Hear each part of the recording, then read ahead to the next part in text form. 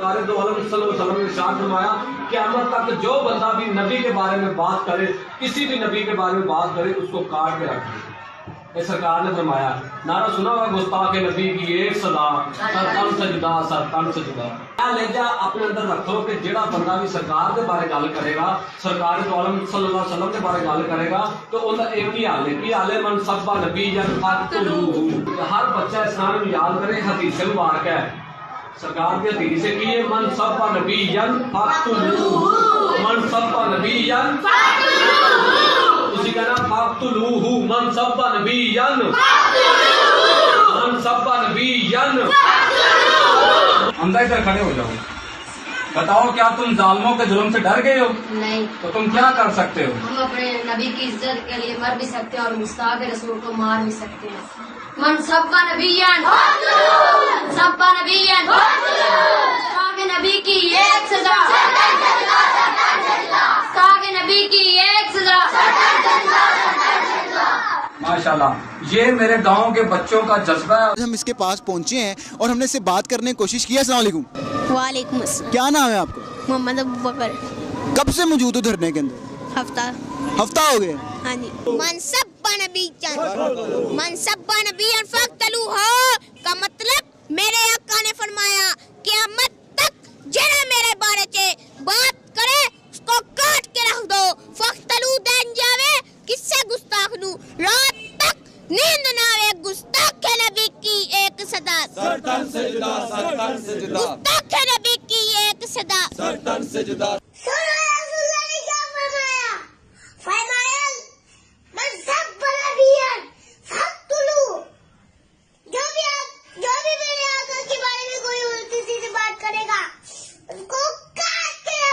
من سب نبيا من سب نبيا من سب نبيا من سب نبيا فقتلوه। जाली झूठी हदीस सरकार ज़ईफ नहीं झूठी हदीस जे ਉਹ ਬਾਬਾ ਹਾਜ਼ਮ ਜੀ ਪੜਾ ਗਿਆ ਇਹਨਾਂ ਨੂੰ ਪੁੱਛੋ ਲਿਖੀ ਕਿੱਥੇ ਜੇ ਦੱਸੋ ਜ਼ਰਾ ਹਵਾਲਾ ਦੱਸੋ ਇਹਨਾਂ 6 किताबें ਤੇ ਆਈ ਕੋਈ ਨਹੀਂ जे इतनी इंपॉर्टेंट हदीस थी 6 किताबों में आई नहीं, ना बुखारी में, ना मुस्लिम में, ना अबू दाऊद में, ना तिरमिज़ी में, ना नसाई में, ना इब्न माजा में।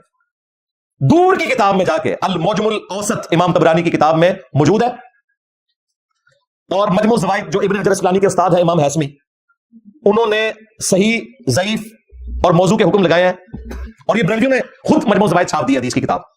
उसमें उन्होंने ये हदीस लेकर नीचे लिखा है कि ये रवायत दुरुस्त नहीं है और इमाम नसाई के हवाले से लिखा है कि इमाम नसाई इसके जो मरकजी रावी जिसने इस रवायत को बयान किया है उबैदुल्लाह बिन मोहम्मद, उसको कज़्ज़ाब झूठा कहते थे और कड़ी हुई हदीस है।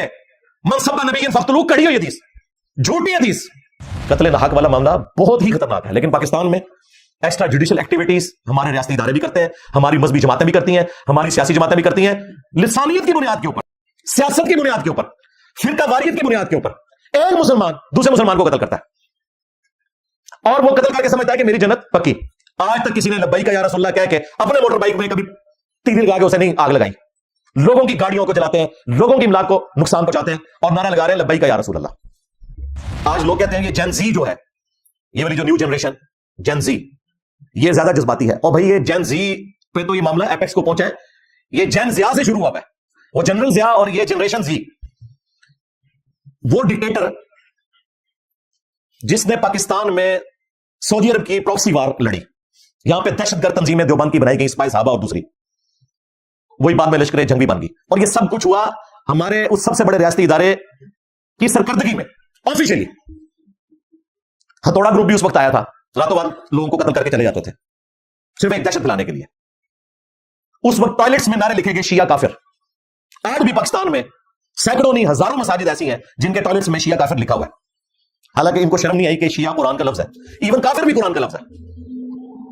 व इन्ना मिन शियातिही लइब्राहीम, और बेशक नूह के शिया में से इब्राहिम भी थे, यानी हजरत इब्राहिम अलैहिस्सलाम नूह अलैहिस्सलाम के ग्रोह से थे।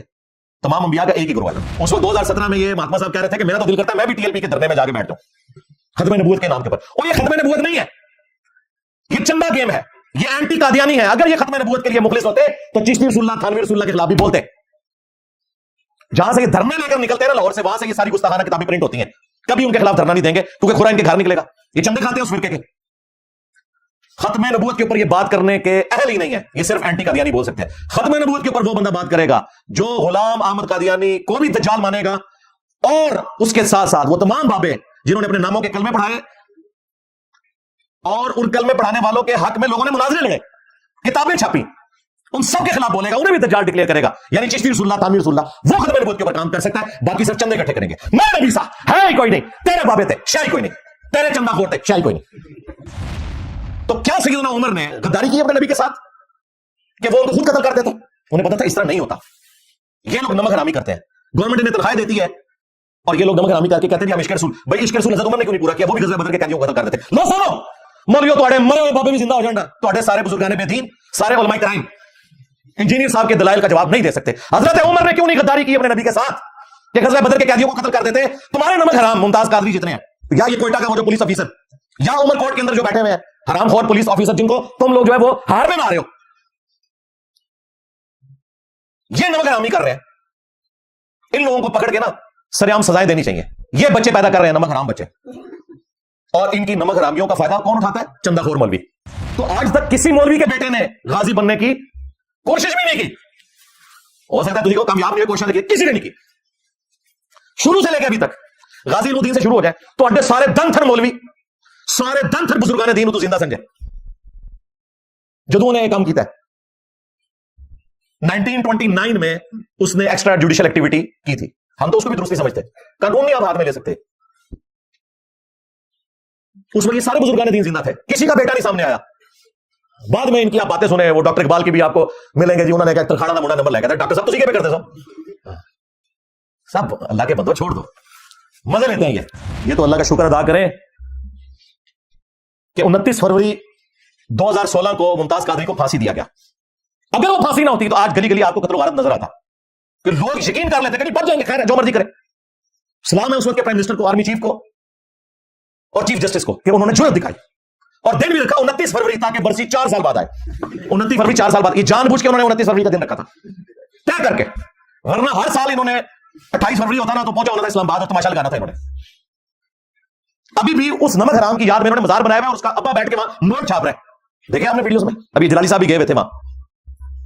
میں اپنے ریاستی داروں سے پوچھوں گا کہ جو شخص نمک حرام تھا اور آپ نے اسے پھانسی کی سزا دی, اس کا مزار بننے کی اجازت کیوں دی ہوئی ہے؟ قبر رکھیں, قبر تو نان مسلم کی بھی ہے, اس کی کوئی بے رمتی نہیں ہے. مزار کیوں بنائے ہوئے ہیں؟ چندوں کا انڈا کیوں بنایا ہوا ہے؟ اس کیوں ہو رہے ہیں وہاں پہ جس کو اسٹیٹ نے ڈکلیئر کیا؟ کیوں ایسا ہو رہا ہے؟ اس کا مطلب ہے کہ انڈائریکٹلی آپ کچھ برائی کر رہے ہیں, تماشا چل رہا ہے اسی طریقے سے. تو میں تو دلیری کے ساتھ اس لیے بولتا ہوں کہ میں نے تو اپنی جان رکھی ہوئی ہے ہتھیلی کے اوپر. انہوں نے میری لائف تو کی ہوئی ہے ونریبل, لیکن میں نے ان کا کوئی بابا نہیں چھوڑنا, نہ زندہ نہ مردہ. پون کے رات چڑھنا میں سارے نو, میں بھی سا ہے ہی کوئی نہیں, تیرے بابے تھے شاید کوئی نہیں. لوگوں کے بچوں کو یوز کرتے ہیں, یعنی لوگوں کی جان اور لوگوں کے مال کے ذریعے اللہ کی راہ میں اپنا جعلی جہاد کرتے ہیں, جبکہ قرآن نے کہا کہ اپنی جان اور اپنے مال کے ذریعے آپ نے اللہ کی راہ میں جہاد کرنا ہے. یہ تو لوکل جہاد کی میں بات کر رہا ہوں. جو انٹرنیشنل جہاد بھی ہو رہا ہے نا, خواہ وہ تحریک طالبان افغانستان کا ہو, خواہ وہ داعش کا ہو, وہ سب کا سب سنی شیعہ اختلاف ہے. ابھی افغانستان میں کتنا مشکل وقت آیا ہوا ہے طالبان کے اوپر. پہلے طالبان لڑ رہے تھے امریکہ کے خلاف, اب داعش لڑ رہی ہے افغانستان میں طالبان کے خلاف, کیونکہ داعش اہل حدیث ہے اور یہ طالبان دیوبندی ہے.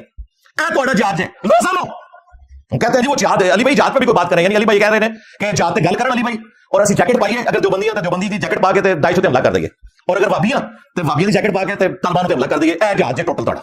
اور شام میں بھی سنی شیعہ کنفلکٹ سارا, کوئی جہاد نہیں ہے. اور یہ جو موٹیویشنل اسپیکر جہاد کے اوپر بات کرنے والے فراڈی ہے, آپ کو یہ بتا رہے ہیں کہ جہاد ہو رہا ہے, جھوٹ بول رہے ہیں آپ سے, کوئی جہاد نہیں ہے. ہاں فلسطین میں جو مظلوم ہیں ہم ان کے ساتھ ہیں, ان کے اوپر تو کافر مسلط ہوئے میں, اس میں تو کوئی شک نہیں ہے.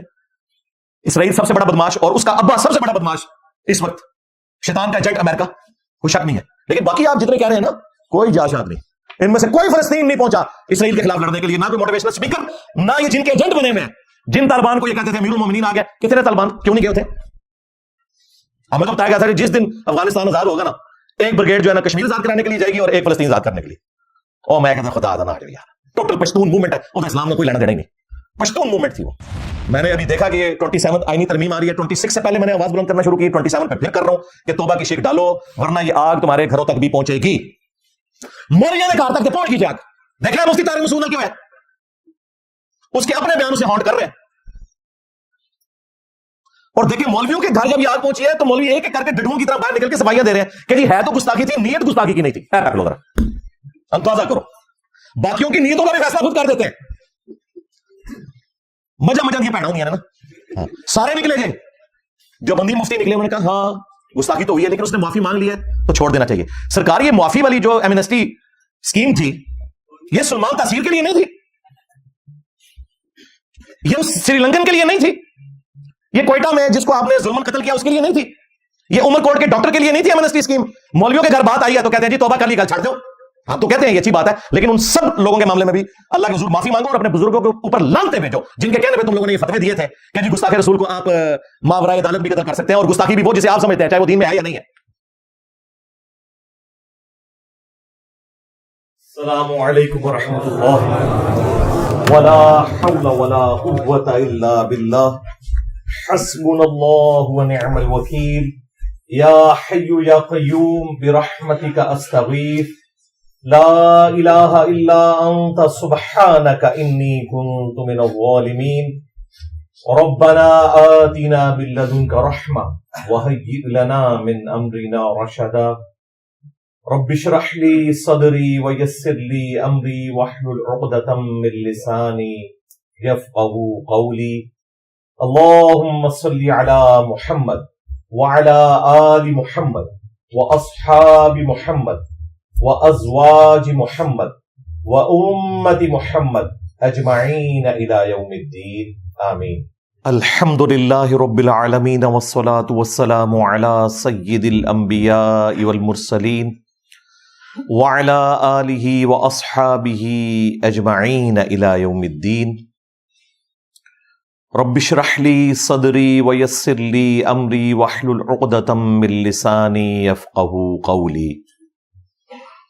الحمدللہ آج 3 نومبر 2024 کو سنڈے کے دن ہمارا یہ پبلک سیشن نمبر 171 ہونے جا رہا ہے. آپ کے یہ ریئل ٹائم کوسچنز پرچیوں کی شکل میں میرے پاس آ چکے ہیں. انشاءاللہ تعالی میں انہیں بعد میں ڈسکس کروں گا. پہلے کرنٹ افیئر کے طور پر ایک کریٹیکل ایشو میں نے ڈسکس کرنا ہے, اور وہ آج کل جو پاکستان میں آئینی ترامیم کا سلسلہ جاری ہے, اس سلسلے میں نے 26ویں جو آئینی ترمیم ہے اس کے حوالے سے پچھلے ویک آلموسٹ 1.5 گھنٹے کی گفتگو کی تھی. اسپیسیفکلی جو اس کا آرٹیکل 38F ہے جو اسلامک بینکنگ کے پوائنٹ آف ویو سے ہے اور پاکستان میں ربا کے خاتمے کے لیے 1973 کے آئین میں صرف ایک جنرل سٹیٹمنٹ دی گئی تھی کہ ربا ختم کیا جائے گا, سود ختم کیا جائے گا. لیکن اس 26th امینڈمنٹ کے اندر کانسٹیٹیوشن کی اس کی ڈیٹ بھی آ گئی ہے, اور وہ ہے 1 جنوری 2028. اس سے پہلے ربا فری کر دیا جائے گا پاکستان کی بینکنگ کو انشاءاللہ تعالی. آلریڈی بھی میجورٹی اب اس طرف شفٹ ہو رہے ہیں, کیونکہ میزان بینک نے جو ریکارڈ بزنس کیا ہے اس کے بعد سب لوگ پیسے کی لالچ میں, اسلام کی محبت میں نہیں, پیسے کی لالچ میں اسلامک بینکنگ کی طرف شفٹ ہو رہے ہیں. یہ ریالٹی ہے, میں پچھلی دفعہ اس کے اوپر بول چکا ہوں. اور اسلامک بینکنگ کیا ہے, کنونشنل بینکنگ سے اس کا فرق کیا ہے, ڈفرینسز میں نے بتائے تھے. پھر قسطوں کا جو کاروبار ہے, اسی طریقے سے مارٹگیج, ڈراپ شپنگ, اشیاء کو گروی رکھنا, کار فائنینسنگ, یہ تمام جو تفصیلات اسلامک بینکنگ سے جڑی ہوئی ہیں میں نے ساری ایک جگہ جمع کر دی ہیں. حلال اور حرام کاروبار کے جو اصول ہیں وہ بھی بتا دیے تھے اس میں. وہ ویڈیو دیکھنے والی ہے. پچھلے سنڈے والے دن 170 نمبر جو ہمارا پبلک سیشن تھا اس میں نے شروع کا آلموسٹ 1.5 گھنٹہ اسی کے اوپر لگایا تھا. اب چونکہ اس سے اگلی ایک آئینی ترمیم بھی پائپ لائن میں ہے 27th, اور آپ مختلف ٹاک شوز میں سن رہے ہیں کہ اگلی آئینی ترمیم بھی آنے والی ہے. تو میں نے 26ویں آئینی ترمیم سے پہلے بھی ریکویسٹ کی تھی اور آج پھر سے کر رہا ہوں. اپنے جو طاقتور حلقے ہیں, خواہ وہ اسٹیبلشمنٹ ہو, جوڈیشری ہو یا پولیٹیکل گورنمنٹ ہو, جو بھی ہے, کہ اس 27ویں آئینی ترمیم کا فائدہ اٹھاتے ہوئے پاکستان کے آئین میں جو توہین رسالت سے متعلق قانون ہے 295C, اس میں توبہ کی شک ایڈ کر دی جائے. ویسے تو ہمیں اس قانون سے بھی کئی ایک چیزوں میں ریزرویشن ہے, ہم اس کو انڈر ڈسکشن نہیں لاتے. ہم کہتے ہیں ٹھیک ہے کنسنسس کے ساتھ اگر انہوں نے ایگری کیا ہے تو اس میں توبہ کی شک ایڈ کی جائے. اسی طریقے سے توہین صحابہ سے متعلق یا توہین اہل بیت سے متعلق جو 298A ہے اس کے اندر بھی توبہ کی شک ایڈ کی جائے, کیونکہ کوئی بھی مسلمان ایون پاکستان میں رہنے والا نان مسلم بھی کبھی بھی جان بوجھ کر اللہ کے محبوب صلی اللہ علیہ وآلہ وسلم کی توہین نہیں کرے گا. یہ ہو ہی نہیں سکتا. سلپ آف ٹنگ ہو سکتا ہے یا بات سمجھنے میں کوئی فرق لگ سکتا ہے, یہاں تو کوئی سوچ بھی نہیں سکتا. تو اگر یہ توبہ کی شک ایڈ ہو جائے تو یہ جو قتل و غارت کا بازار گرم ہے اور پاکستان کو ان زومبیز نے, دہشت گرد مولویوں نے جہنم بنا دیا ہے, دیندار طبقے کے لیے بھی اور نان مسلمز کے لیے بھی, اس سے چھٹکارا مل سکتا ہے. اس لیے آج میں نے اسپیشلی اس سے متعلق ذرا تفصیلی گفتگو کرنی ہے.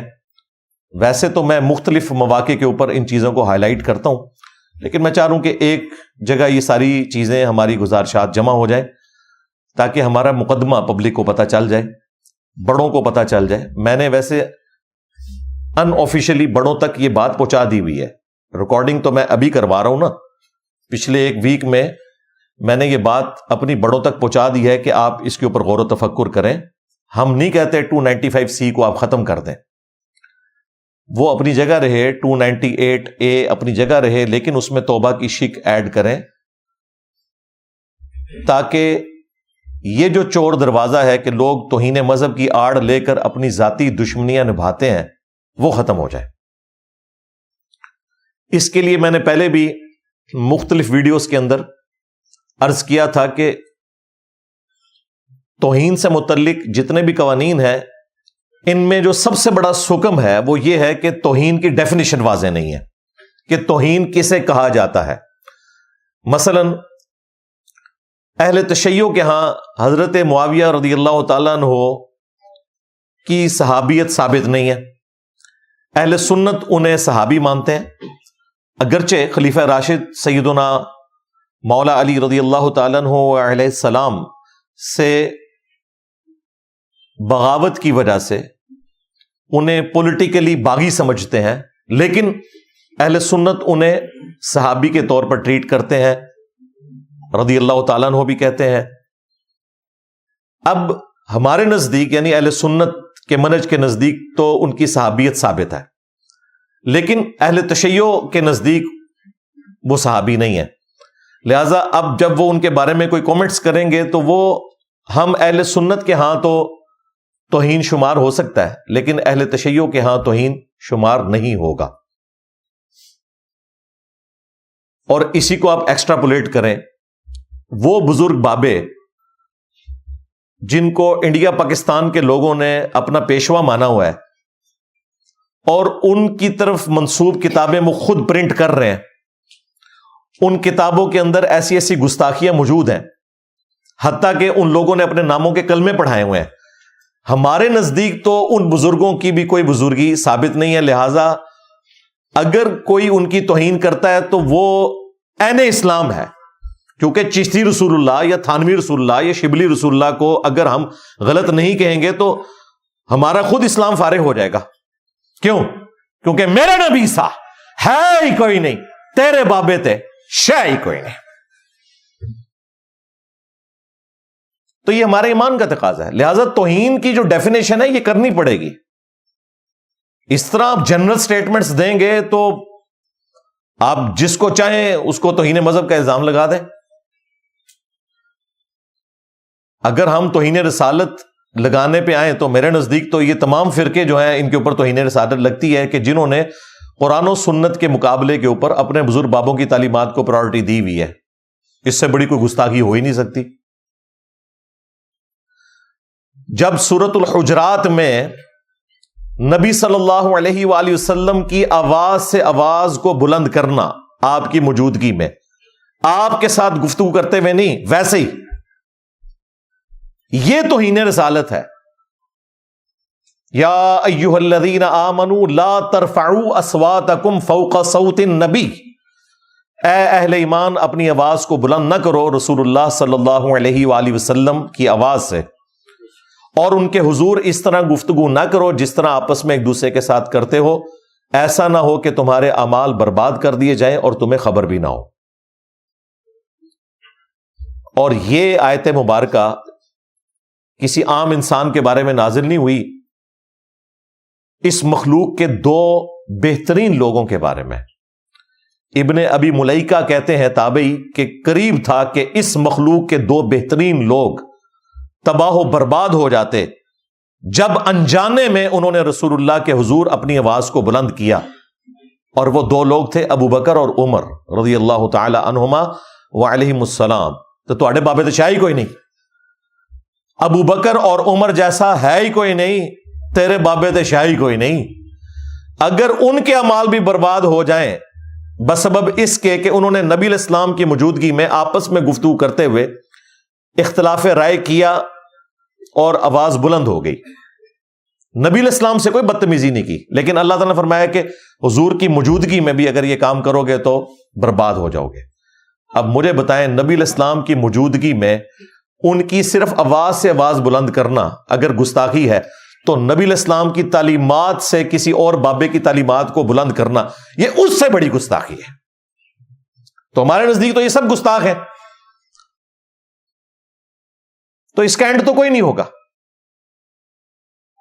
لہذا توہین کی ڈیفینیشن کرنا ضروری ہے. یہ نمبر 1 سٹیپ ہے. اور نمبر 2 جو میں نے عرض کیا کہ توبہ کی شک ڈالنا ضروری ہے. اور اس کے لیے میں نے ایک 4 سٹیپ کاؤنٹر نیریٹو دیا تھا، یا آپ کہہ لیں کہ ایک 4 سٹیپ پروسیجر دیا تھا، یہ زیادہ بہتر لفظ ہے. SOP دیا تھا کہ اگر کسی کے اوپر توہین مذہب کا الزام لگے تو اس کے خلاف مقدمہ کیسے چلنا چاہیے.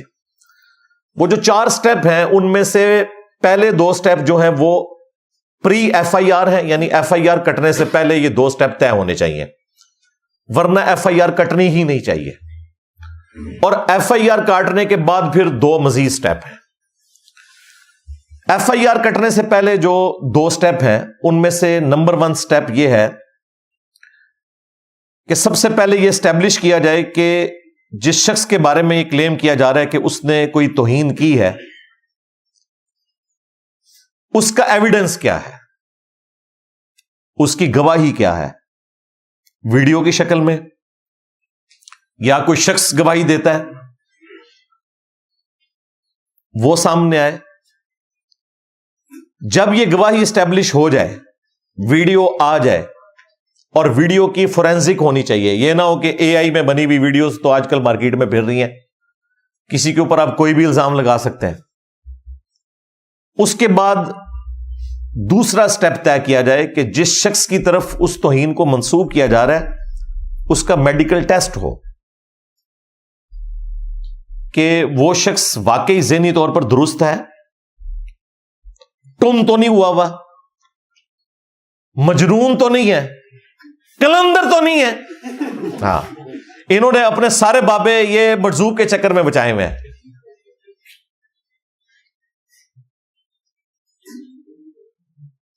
اگر وہ کلندر ہے، چاہے آدھا کلندر ہے چاہے پورا کلندر ہے، مجنون ہے، مجذوب ہے، یعنی کہ پاگل ہے دوسرے معنوں میں، جو انہوں نے ایک ٹرم ڈیوائز کی ہے شطحیات، بونگیاں،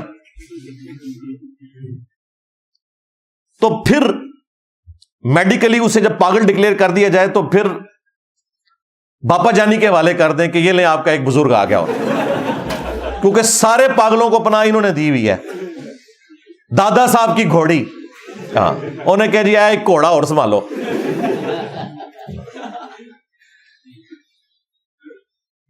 اور FIR کاٹنے کی ضرورت ہی نہیں، پاگل خانے میں اسے جمع کرائیں، ٹھیک ہے، یا کسی بازار کے اوپر بھیج دیں، ایک ہی بات ہے،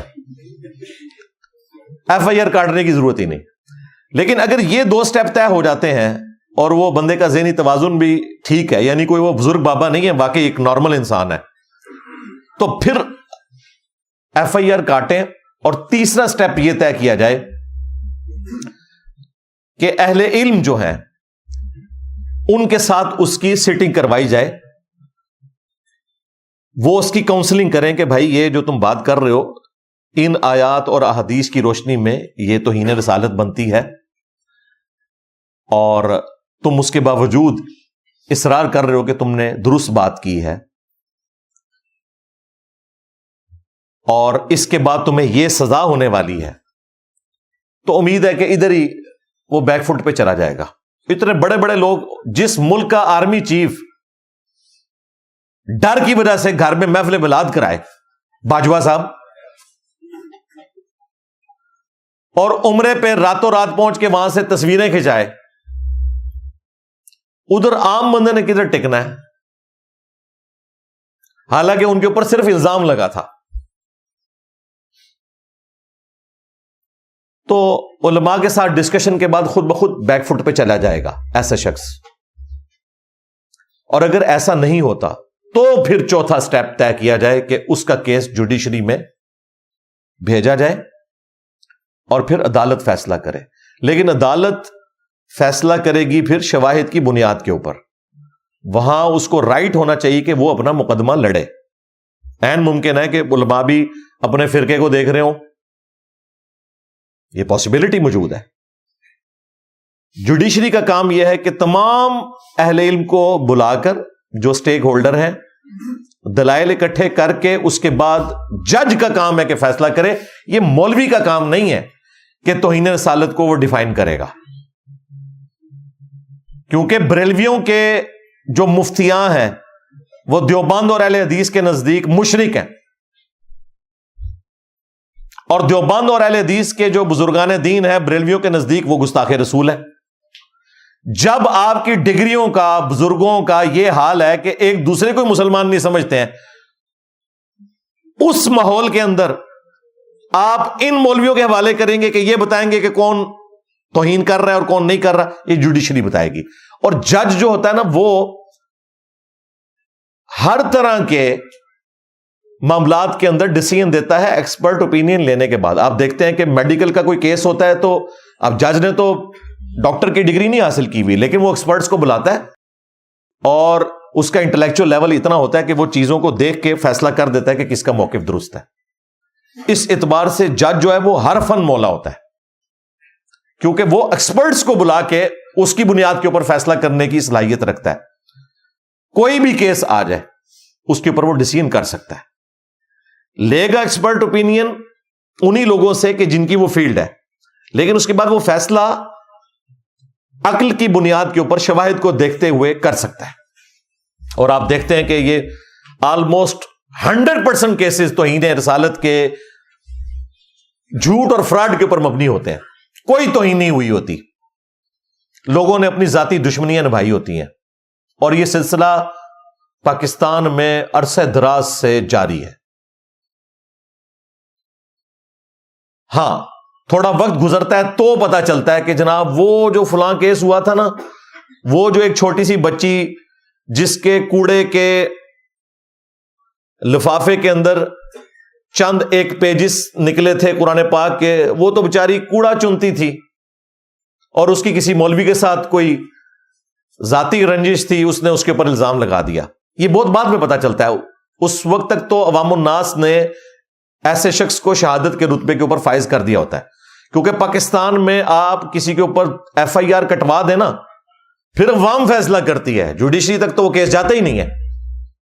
ایون جوڈیشری اس کے حق میں بھی فیصلہ کر دے تب بھی عوام نہیں چھوڑتی. ہمارے اپنے جیلم شہر میں چند سال پہلے جماعت اسلامی سے تعلق رکھنے والے ایک عالم دین تھے, ان کے اوپر جھوٹا الزام لگایا گیا توہین مذہب کا. پنڈ دادن خان, جو ایک آپ سمجھ لیں چھوٹا شہر کہہ لیں یا قصبہ ہے جیلم کا, وہاں کا یہ واقعہ. اور جوڈیشری نے ان کو باعزت رہا کر دیا کئی سالوں کے بعد. وہ بےچارے پہلا جمعہ پڑھانے کے لیے اپنے بیٹے کے ساتھ آئے اور اسی موقع پہ باپ بیٹا دونوں کو گولیوں کے ذریعے چھلنی کر کے شہید کر دیا گیا. یہ تو اس ملک کی حالت ہے.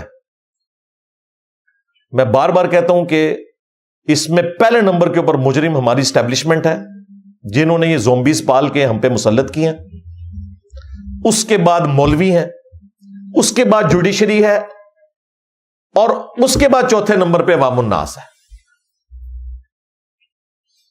یہ آپ دیکھ لیں، یہ جو اب ہمارے اوپر ایک زومبیز کا سلسلہ شروع ہوا ہے کچھ عرصے سے، اس کو اگر آپ ڈیپ ڈگ کریں گے نا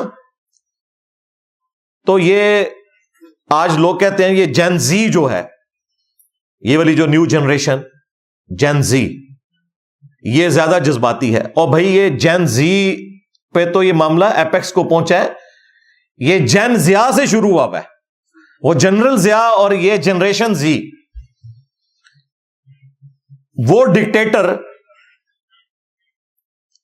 جس نے پاکستان میں سعودی عرب کی پروکسی وار لڑی، یہاں پہ دہشت گرد تنظیمیں دیوبند کی بنائی گئی، سپاہی صحابہ اور دوسری، وہی بعد میں لشکر جنگوی بن گئی، اور یہ سب کچھ ہوا ہمارے اس سب سے بڑے ریاستی ادارے کی سرکردگی میں آفیشلی۔ ہتھوڑا گروپ بھی اس وقت آیا تھا، راتوں رات لوگوں کو قتل کر کے چلے جاتے تھے صرف ایک دہشت پھیلانے کے لیے۔ اس وقت ٹوائلٹس میں نعرے لکھے گئے شیعہ کافر۔ آج بھی پاکستان میں سینکڑوں نہیں ہزاروں مساجد ایسی ہیں جن کے ٹوائلٹس میں شیعہ کافر لکھا ہوا ہے، حالانکہ ان کو شرم نہیں آئی کہ شیعہ قرآن کا لفظ ہے، ایون کافر بھی قرآن کا لفظ ہے۔ وَإِنَّ مِن شِيعَتِهِ لَإِبْرَاهِيمَ، اور بے شک نوح کے شیعہ میں سے ابراہیم بھی تھے، یعنی حضرت ابراہیم علیہ السلام نوح علیہ السلام کے گروہ سے تھے۔ تمام انبیاء کا ایک ہی گروہ ہے نا۔ پولیٹیکلی ہم کہتے ہیں ہم اہل سنت ہیں اپنے منہج میں، لیکن پولیٹیکلی ہم شیعان علی ہیں۔ شیعان علی وہ ہیں جو سیدنا ابوبکر، عمر، عثمان، علی کے ساتھ رہے۔ تو یہ ایک پولیٹیکل ٹرم کے طور پر ہم بھی اپنے آپ کو شیعہ سمجھتے ہیں، قرآن کا لفظ ہے، لیکن اس وقت لوگوں نے مزے لیے اور یہ سلسلہ چلتا رہا قتل و غارت کا، کیونکہ 1979 میں انقلاب آ گیا تھا ایران میں۔ انقلاب ہمیشہ دوسرے ملکوں میں ایکسپورٹ ہوتا ہے۔ سعودیہ کو فکر پڑ گئی، یہاں ایک دیوبندی ان کے پاس اویلیبل تھا، جنرل ضیاء، جو لال مسجد میں نماز پڑھتا تھا، دیوبندیوں کی مسجد تھی، تو انہوں نے پراکسی وار یہاں پہ شروع کروا دی پیسے دے کے کہ اگر یہاں پہ انگیج رہیں گے تو پھر سعودیہ کی طرف نہیں آئے گا شیعہ انقلاب، اور یہاں پہ بڑے بڑے شیعہ علماء کو قتل کیا گیا بغیر کسی وجہ کے۔ امام بارگاہوں میں اور شیعہ کی مساجد کے اندر آئے دن دھماکے ہوتے تھے، یہ تماشا چلتا رہا۔ لیکن دیکھیں قدرت انتقام لیتی ہے، جن لوگوں نے یہ کام کروایا ان پہ پھر یہی لوگ مسلط ہو گئے، کیونکہ بعد میں جب مشرف آیا اور اس سے وہ لال مسجد والی ایکٹیویٹی ہوئی 2007 میں، اس کے بعد خود کش حملوں کا سلسلہ شروع ہو گیا پاکستان کے ریاستی اداروں کے اوپر۔ وہ ریاستی ادارے جنہوں نے انہی دیوبندیوں کو شیعہ کو قتل کرنے کے لیے استعمال کیا تھا، وہی دیوبندی ان ریاستی اداروں کے اوپر مسلط ہو گئے۔ کوئی دن نہیں گزرتا تھا کہ کہیں نہ کہیں پاکستان میں کوئی دھماکہ ہوتا تھا۔ ہاں 2 3 4 ہوتے تھے، اگر 4 نہ ہو تو 3 3 نہ ہو تو 2، نہیں تو 1 ضرور ہوتا تھا، اور ہزاروں لوگ قتل ہوئے۔ اور اس کا ایپیکس آیا اے پی ایس کا جب واقعہ ہوا 16 دسمبر 2014، پھر ہمارے اداروں کو ہوش آیا کہ جناب یہ تو معاملہ بگڑ گیا۔ پھر سب سر جوڑ کر بیٹھے، انہوں نے ضرب عزب کے نام سے ایک فوجی آپریشن لانچ کیا، اور انہی مولویوں کو جن کو یہ یوز کر چکے تھے، جو ماڈرن فارم میں پھر فتنہ الخوارج بن گیا، یعنی کہ ٹی ٹی پی، تحریک طالبان پاکستان، ان کی سرکوبی کے لیے انہوں نے یہ سارا سلسلہ شروع کر دیا۔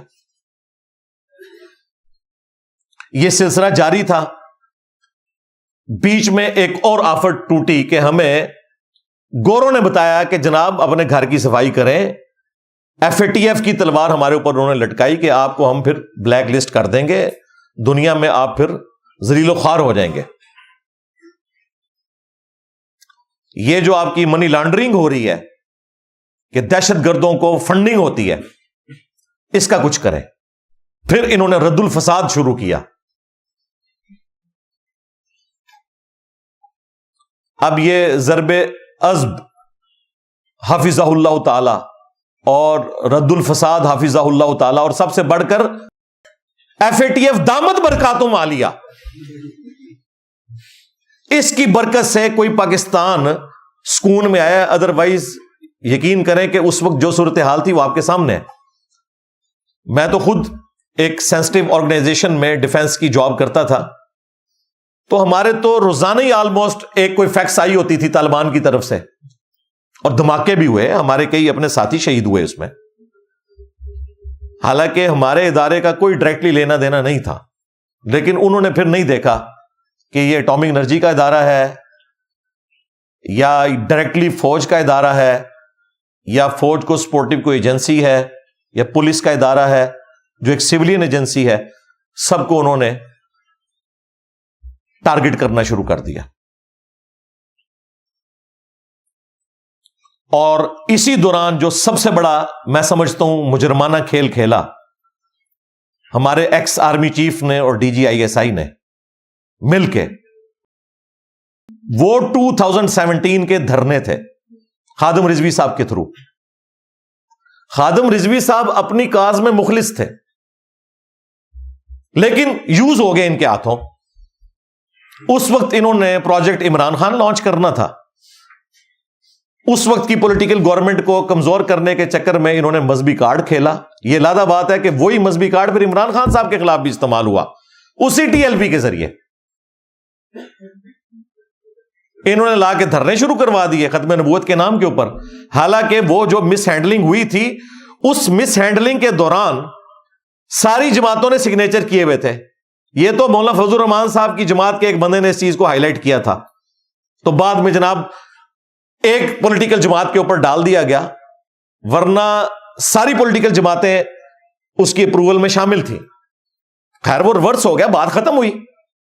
پھر انہوں نے وہاں 5-5 ہزار کے نوٹ بانٹے,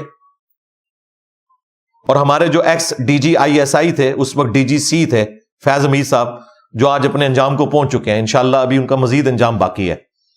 یہ اتنا بڑا دشمن ہے پاکستان کا. اس کے سگنیچر ہوئے جو معاہدہ طے پایا TLP کے ساتھ. یہ نہ سمجھیے گا کہ یہ آج بدماش اندر ہے تو میں یہ باتیں کر رہا ہوں. یہ بدماش جب اپنی عروج پہ تھا نا, میں نے اس وقت بھی ان دھرنوں کے خلاف ویڈیوز ریکارڈ کروائی تھی. یہ نہ سمجھیے گا کہ آج خادم رضوی صاحب قبر میں ہیں اور انجینئر صاحب بول رہے ہیں. خادم رضوی صاحب جب باہر تھے نا, اس وقت بھی میں بولتا تھا اور وہ بھاگتا تھا آگے آگے. ہم کوئی ابن الوقت نہیں ہے کہ گورنمنٹ میں ہو تو ہم سیم پیج کا نعرہ لگا کے تو مخالفین کو جیلوں میں ڈالیں, اور گورنمنٹ سے باہر نکلے تو ہم کہیں جی ہم آئین کے لیے کام کر رہے ہیں. گورنمنٹ میں ہو تو ہم اپنے مخالفین کو جو ہے وہ بدنام کریں, اور جب گورنمنٹ سے نکالے جائیں تو ووٹ کو عزت دو کا نعرہ بلند کریں. یہ سب کے سب دنیا کے کتے ہیں, جتنے پولیٹیکل لیڈرز ہیں. کوئی ان کا ریلیجن سے لینا دینا نہیں ہے, مذہبی کارڈ یوز کرتے ہیں. اور دیکھیں کس طرح ان کے خلاف وہ چیزیں پھر استعمال ہوتی ہیں. یہ جو اس وقت نون لیگ کی گورنمنٹ ہے نا, انہوں نے یہ سارے مذہبی کارڈ بے نظیر کے خلاف استعمال کیے تھے. پھر احسن اقبال کو بھی گولی لگی, حالانکہ اس بیچارے کا کوئی لینا دینا نہیں تھا. نواز شریف کے اوپر بھی جوتا پھینکا گیا, خواجہ آصف کے اوپر سیاہی پھینکی گئی. بھائی اس لیے کہ تم لوگ یہ سب کچھ کرتے رہو. اور وہ جو ہمارے مہاتما صاحب ہیں, خان صاحب, ان کے اوپر تو سیدھا فائر توہین مذہب کے نام کے اوپر, وہ اس کو جو بھی شکل دے, کبھی یہودی ایجنٹ ہونے کا الزام. پھر یہ سارے کام چلتے ہیں بھائی جب آپ کسی کے ساتھ ایسا کرتے ہو. اس وقت 2017 میں یہ مہاتما صاحب کہہ رہے تھے کہ میرا تو دل کرتا ہے میں بھی TLP کے دھرنے میں جا کے بیٹھ جاؤں ختم نبوت کے نام کے اوپر. اور یہ ختم نبوت نہیں ہے, یہ چندہ گیم ہے, یہ اینٹی قادیانی ہے. اگر یہ ختم نبوت کے لیے مخلص ہوتے تو چشتی رسول اللہ, تھانوی رسول اللہ کے خلاف بھی بولتے. جہاں سے یہ دھرنے لے کر نکلتے ہیں نا لاہور سے, وہاں سے یہ ساری گستاخانہ کتابیں پرنٹ ہوتی ہیں. کبھی ان کے خلاف دھرنا نہیں دیں گے کیونکہ کھرا ان کے گھر نکلے گا. یہ چندے کھاتے ہیں اس فرقے کے. ختم نبوت کے اوپر یہ بات کرنے کے اہل ہی نہیں ہے. یہ صرف اینٹی قادیانی بول سکتے ہیں. ختم نبوت کے اوپر وہ بندہ بات کرے گا جو غلام احمد قادیانی کو بھی دجال مانے گا اور اس کے ساتھ ساتھ وہ تمام بابے جنہوں نے اپنے ناموں کے کلمے پڑھائے اور ان کلمے پڑھانے والوں کے حق میں لوگوں نے مناظرے لڑے, کتابیں چھاپی, ان سب کے خلاف بولے گا, انہیں بھی دجال ڈکلیئر کرے گا. یعنی چشتی رسول اللہ, تھانوی رسول اللہ, وہ ختم نبوت کے اوپر کام کر سکتا ہے, باقی صرف چندے اکٹھے کریں گے. میرے نبی سا ہے ہی کوئی نہیں, تیرے بابے تھے شاہی کوئی نہیں, تیرے چندہ خور تھے شاہی کوئی نہیں. یہ سب چندوں کا دھندا ہے بھائی, کوئی ختم نبوت کے لیے مخلص نہیں, سب ڈرامہ بازی چل رہی ہے. وہ دیکھ لو, وہ نمک حرام ممتاز قادری جس کی ڈیوٹی تھی کہ تو گورنمنٹ کا ملازم ہے, تجھے بڑا عشق چڑھا ہوا ہے نا جعلی قسم کا. یہ جعلی میں اس لیے کہہ رہا ہوں کہ چشتی رسول اللہ, تھانوی رسول اللہ والے کے اوپر کبھی نہیں چڑھیں گے. تو بھائی تو اپنی نوکری سے استعفیٰ دے اور پھر جو تو نے کرنا کر, اپنے انجام کو پہنچ. نوکری کے اندر رہتے ہوئے نمک حرامی کرنا. کیا سیدنا عمر رضی اللہ تعالیٰ عنہ جو غزوہ بدر کے قیدیوں کے قتل کرنے کے حامی تھے, لیکن نبی علیہ السلام اور حضرت ابوبکر کی شفقت کی وجہ سے وہ لوگ بچ گئے اور بعد میں وہ رضی اللہ عنہ بھی بن گئے, سہیل ابن عمرو اور کئی لوگ. تو کیا سیدنا عمر نے غداری کی اپنے نبی کے ساتھ کہ وہ ان کو خود قتل کر دیتے؟ انہیں پتا تھا اس طرح نہیں ہوتا. یہ لوگ نمک حرامی کرتے ہیں, گورنمنٹ انہیں تنخواہیں دیتی ہے اور یہ لوگ نمک حرامی کر کے کہتے ہیں جی ہم عشق رسول. بھائی عشق رسول حضرت عمر نے کیوں نہیں پورا کیا؟ وہ بھی غزوہ بدر کے قیدیوں کو قتل کر دیتے. لو سامو مولویو تواڈے مرے ہوئے بابے بھی زندہ ہو جان دا, تواڈے سارے بزرگان بے دین, سارے علماء کرائم انجینئر صاحب کے دلائل کا جواب نہیں دے سکتے. حضرت عمر نے کیوں نہیں غداری کی اپنے نبی کے ساتھ کہ غزوہ بدر کے قیدیوں کو قتل کر دیتے؟ تمہارے نمک حرام ممتاز قادری جتنے ہیں, یا یہ کوئٹہ کا وہ جو پولیس آفیسر, یا عمر کوٹ کے اندر جو بیٹھے ہوئے ہیں حرام خور پولیس آفیسر, جن کو تم لوگ جو ہے وہ ہار میں نہ آ رہے ہو, یہ نمک حرامی کر رہے ہیں. ان لوگوں کو پکڑ کے نا سریعام سزائیں دینی چاہیے. یہ بچے پیدا کر رہے ہیں نمک حرام بچے, اور ان کی نمک حرامیوں کا فائدہ کون اٹھاتا ہے؟ چندہ خور مولوی. وہ چندے اکٹھے کریں گے. یار خادم رضوی کے 2 بیٹے ہیں, انہوں نے تو کبھی غازی علم الدین بننے کی کوشش نہیں کی. ہاں اگر کہتے ہیں نا کوئی بندہ کو نہیں, لسٹ میں تو دینا ماں. ہاں آپ کے اعلی حضرت نے سارے دیوبندی اور اہل حدیثوں کو گستاخ رسول ڈکلیئر کیا ہوا ہے, مرتد ڈکلیئر کیا ہوا ہے, واجب القتل ڈکلیئر کیا ہوا ہے احکام شریعت کے اندر. تو بسم اللہ کرو, کراچی تو شروع ہو جاؤ, کروڑوں دیوبندی ہے جے. یہ میں تفنن کے طور پر اور پھکی کے طور پر, اینٹی وینم کے طور پر الزامی بات کر رہا ہوں. اے نہ کہ شروع ہی ہو جان کدھر, ویسے نہیں جو ہوں ڈردے جے ایک دوے کو.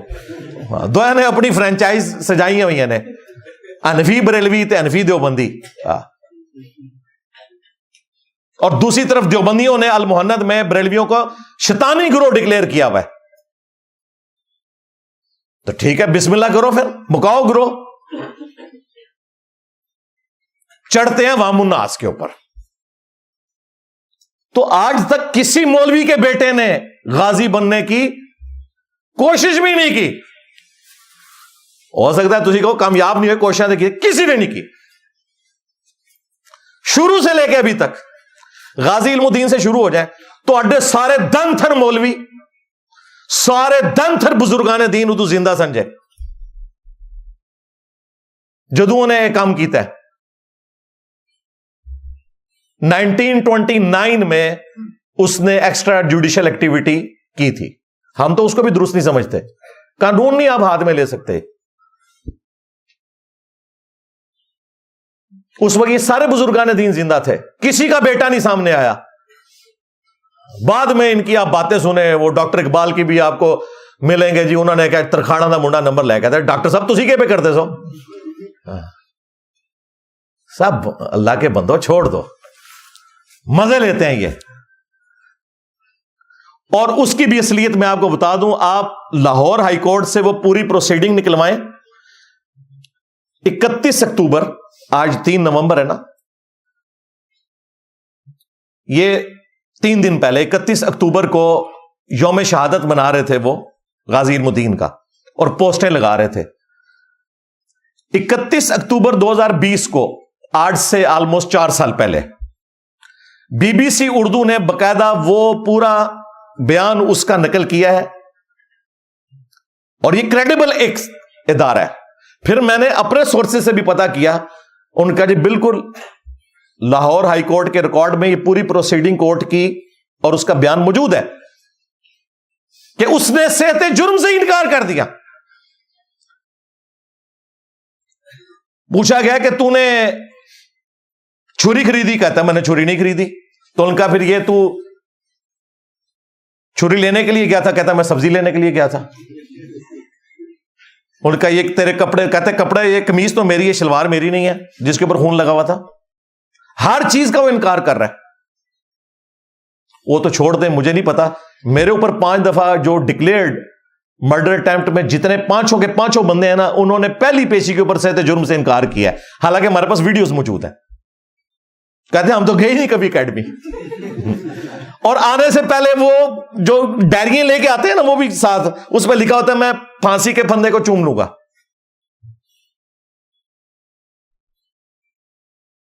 तो ये मौलवियों के बच्चे क्यों नहीं सामने आते? ये अवाम का काम है इनसे पूछे कि तुम लोग क्यों नहीं सामने आते? लिस्ट चाहिए तो तुहानू दे देने, कड्डो मौलवी बाहर, मौलवी जाके जरा ये सवाब कमावन ना। लोगों के बच्चों को यूज करते हैं, यानी लोगों की जान और लोगों के माल के जरिए अल्लाह की राह में अपना जाली जिहाद करते हैं, जबकि कुरान ने कहा है कि अपनी जान और अपने माल के जरिए आपने अल्लाह की राह में जिहाद करना है। ये तो लोकल जिहाद की मैं बात कर रहा हूं। जो इंटरनेशनल जिहाद भी हो रहा है ना, खा वो तहरीके तालिबान अफगानिस्तान का हो, खा वो दाइश का हो, वो सब का सब सुन्नी शिया इख्तलाफ है। अभी अफगानिस्तान में कितना मुश्किल वक्त आया हुआ है तालिबान के ऊपर। पहले तालिबान लड़ रहे थे अमेरिका के खिलाफ, अब दाइश लड़ रही है अफगानिस्तान में तालिबान के खिलाफ, क्योंकि दाइश अहले हदीस है और ये तालिबान देवबंदी है। ए तो जिहाद जे लो सामो कहते हैं जी वो जिहाद। अली भाई जिहाद पे भी कोई बात करें, यानी अली भाई ये कह रहे हैं कि जिहाद ते गल करन अली भाई, और असी जैकेट पाइए, अगर देवबंदियां तो देवबंदी जी जैकेट पा के ते दाइश उते हमला कर दईए, और अगर वाबियां ते वाबियां दी जैकेट पा के ते तालिबान उते हमला कर दईए। ए जिहाद जे टोटल तोड़ा। और शाम में भी सुन्नी शिया कन्फ्लिक्ट सारा, कोई जिहाद नहीं है। और ये जो मोटिवेशनल स्पीकर जिहाद के ऊपर बात करने वाले फ्राडिये आपको ये बता रहे हैं कि जिहाद हो रहा है, झूठ बोल रहे हैं आपसे, कोई जिहाद नहीं है। हां, फिलिस्तीन में जो मजलूम है हम उनके साथ हैं, उनके ऊपर तो काफिर मुसल्लत हुए हैं, उसमें तो कोई शक नहीं है। इसराइल सबसे बड़ा बदमाश और उसका अब्बा सबसे बड़ा बदमाश इस वक्त शैतान का एजेंट अमेरिका, कोई शक नहीं है।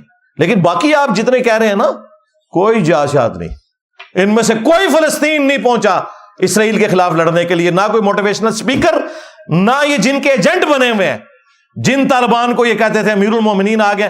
कितने तालिबान क्यों नहीं गए थे? हमें तो बताया गया था कि जिस दिन अफगानिस्तान आजाद होगा ना, एक ब्रिगेड जो है ना कश्मीर आजाद कराने के लिए जाएगी और एक फलस्तीन आजाद करने के लिए। और मैं कहता खुदा दा ना हटे यार, टोटल पश्तून मूवमेंट है, उधर इस्लाम में कोई लेना देना ही नहीं, पश्तून मूवमेंट थी वो। तो ये सारे के सारा तमाशा चल रहा है। यहां पे भी ये जो जिहाद और क़िताल के नाम के ऊपर और जो तौहीन मजहब के नाम के ऊपर मुसलमानों को कत्ल कर रहे हैं, आए दिन वाकयात आप देख ले। श्रीलंकन का कत्ल हुआ एक स्टिकर के ऊपर जिसका कोई लेना देना ही नहीं था, उस बेचारे को पता ही नहीं था। उसके बाद जड़ावाला में दर्जनों चर्च इन्होंने जलाए। फिर स्वात इंसिडेंट हुआ, सरगोदा में हुआ, कोयटा में हुआ।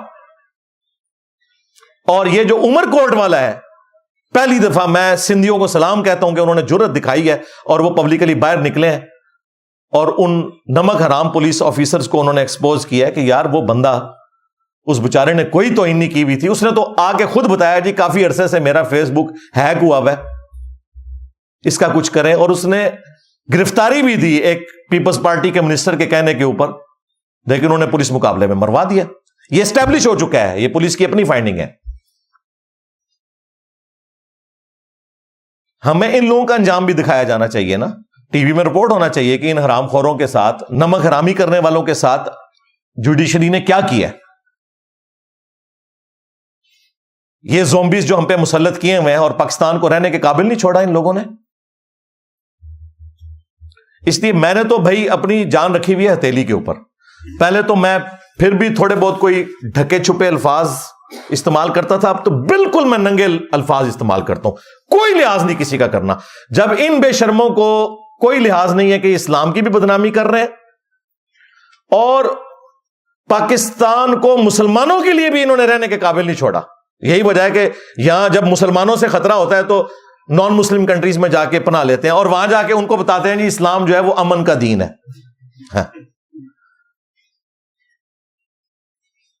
اگو گورا پوچھ لوے کہ جناب امن ہے اتنے کے لین آئے ہو, پھر اتنے ہی جاؤ نا جتھے ہے اسلام دا قلعہ, تو منہ اڑ کے بہ جاؤ گے. اب بھی اگر ان کو حیا نہیں آتی ہے اور یہ تماشا چلتا رہتا ہے توہین مذہب کے نام کے اوپر,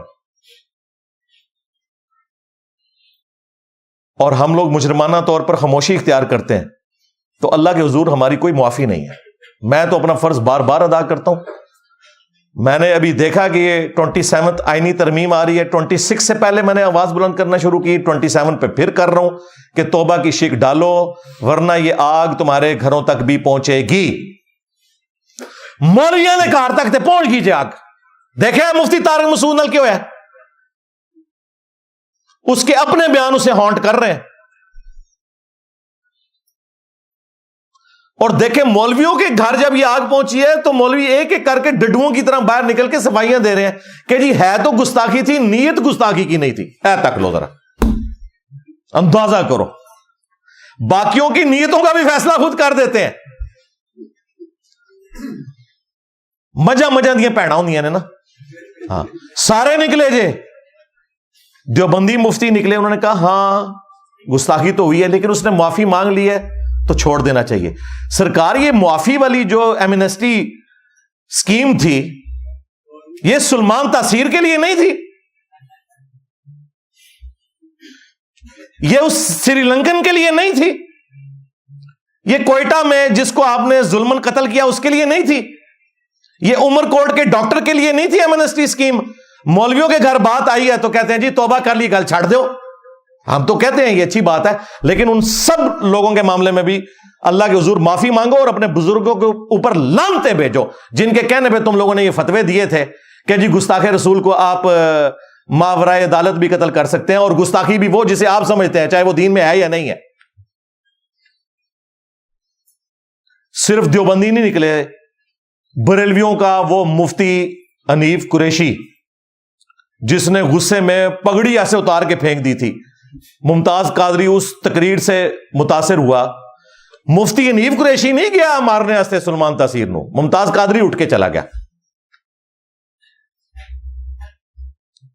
پہلے یہ لوگ اویل کرتے رہے, جشن مناتے رہے, آپس میں لڑائیاں لڑتے رہے کہ جی کس نے ممتاز قادری کو لانچ کیا تھا, اور جب اس کے لیے فیصلہ ہونے لگا تو سب سے پہلے ایفیڈیوٹ لکھتا مفتی حنیف قریشی صاحب نے کہ میں جانتا ہی نہیں, میرا کوئی تعلق ہی نہیں, اے ٹوٹل عشق رسول جے لو زامو. اس کا بھی بیان آ گیا, اس نے کہا طارق مسعود صاحب نے چونکہ اب توبہ کر لی ہے لہٰذا اس مسئلے کو آگے نہیں چلانا چاہیے. واہ واہ واہ واہ کیا بات ہے. اور تو اور چھوڑ دو, یہ گستاخ رسول کی سزا کا فتنہ کھڑا کرنے والا, فتنوں کا امام ابن تیمیہ المتوفا 728 ہجری, جس نے وہ جعلی روایتیں اکٹھی کر کے وہ فراڈ میں مبنی کتاب لکھی الصارم المسلول علی شاتم الرسول, گستاخ رسول کی سزا کے اوپر, جس کا ترجمہ بریلویوں نے کیا ہوا ہے. اندازہ کرو,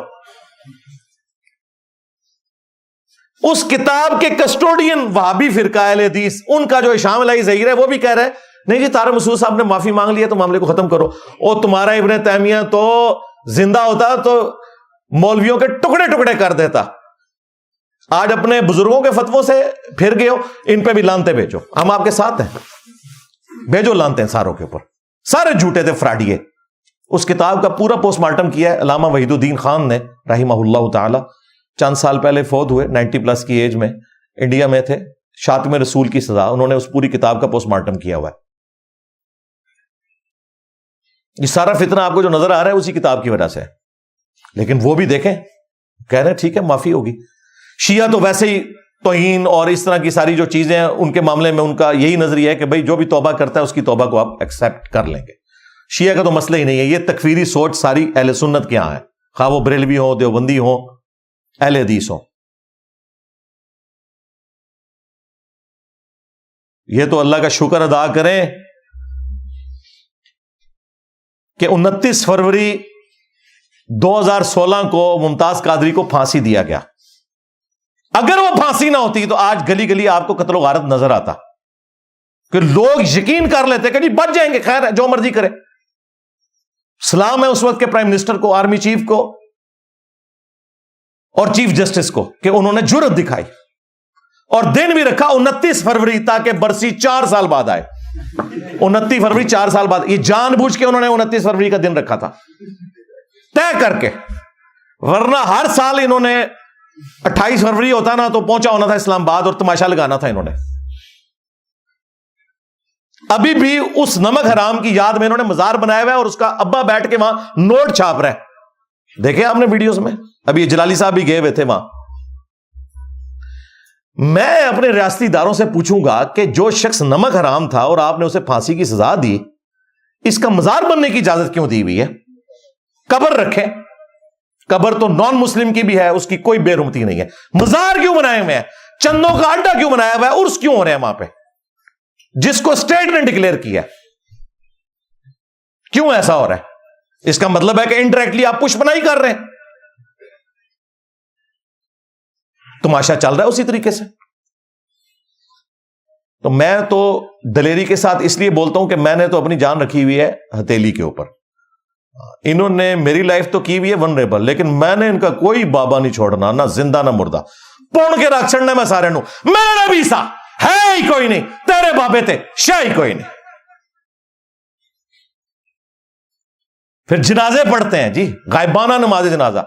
مجھے ایک اہل حدیث عالم نے فون کیا, جی میں غائبانہ نماز جنازہ پڑھانے لگا ہوں, ہمارے نمازی جو ہے نا زور لگا رہے, اور میں کہ اپنا جنازہ پڑھنے لگے ہو. کہتے کیوں؟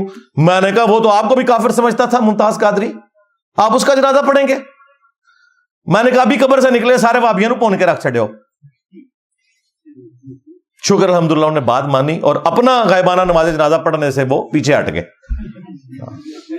حالانکہ سارے نمازی تلے ہوئے تھے. اور میں کہ چھڑ دو یار, کیا کر دو, یہ ٹوٹل تمہاری عقل ہے, تم لوگوں نے دین سے یہ سیکھا ہوا ہے یار, تم کو بیسک دین بھی نہیں آتا کیا؟ حضرت عمر رضی اللہ تعالیٰ عنہ نے اپنے نبی کے ساتھ غداری کرتے ہوئے غزوہ بدر کے قیدیوں کو خود سے قتل کر دیا تھا؟ نہیں, ایسے نہیں ہوا. تو یہاں پہ بھی کوئی بندہ جو سرکاری ملازم ہے, اگر اس نے کوئی ایکٹیویٹی پرفارم کرنی ہے اس طرح کی غلط, پہلے جاب سے استعفیٰ دے وہ, اور پھر آ کے جو اس نے کرنا ہے اور اپنے انجام کو پہنچے. ہمارے نزدیک تو وہ بھی غلط ہے. تو میں اپنے بڑوں سے بار بار ریکویسٹ کرتا رہا ہوں, کرتا رہتا ہوں, کرتا رہوں گا کہ پلیز یہ توبہ کی شک ڈالیں, 295C میں بھی 298 کے اندر بھی, ورنہ یہ آگ جو آج مولویوں کے گھر تک پہنچی ہے نا, آپ لوگوں کے گھر تک بھی پہنچے گی. مولویوں کو تو پتا چل گیا نا, تلے گئے ہیں نا, اب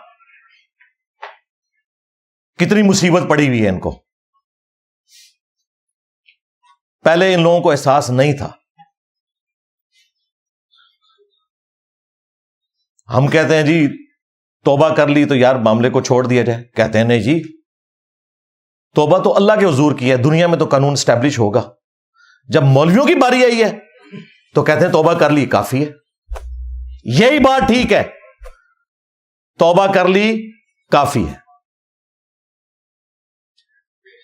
اور میں آپ کو بتاؤں یہ 295C کی جو سزا ہے نا, اس سے متعلق جب ان کی آڈیوز لیک ہوتی ہیں نا تو یہ آپ کو اصلی بات کہتے ہوئے سنائی دیتے ہیں. مفتی تقی عثمانی جو پلانٹ ارتھ پہ دیوبند کا مفتی اعظم ہے اور حنفی فقہ کو بھی سمجھتا ہے، اس کی ایک آڈیو لیک ہوئی ہے جس میں اس نے خود مانا ہے کہ حنفیوں کے نزدیک غیر مسلم اگر توہین رسالت کرے تو اسے قتل نہیں کیا جائے گا، اور مسلمان کرے تو بھی کہتے ہیں اس کی سزا کوئی نہیں ہے. لیکن جمہور کے نزدیک یہ جو سزا اسٹیبلش کی جاتی ہے قتل کی، وہ اس وجہ سے کہ وہ مرتد ہو جاتا ہے، وہ مرتد والی سزا اس کے اوپر لگائی جاتی ہے، گستاخ رسول کی سزا نہیں ہے. لو سامو، حنفی مسلک میں گستاخی کی سزا قتل نہیں ہے، بلکہ کوئی بھی حاکم اپنے جوابدید کے مطابق جو سزا تجویز کرے وہ کر سکتا ہے. سمجھے نا؟ الا یہ کہ مسلمان ہو تو مسلمان اس سے مرتد ہو جائے گا، مرتد کی سزا قتل ہوتی ہے. اور غیر مسلم اگر کرے گا تو غیر مسلم جو ہے اس کی سزا قتل نہیں ہے، کوئی اور سزا اس کو دی جائے گی. حنفیہ کا مطلب یہ ہے.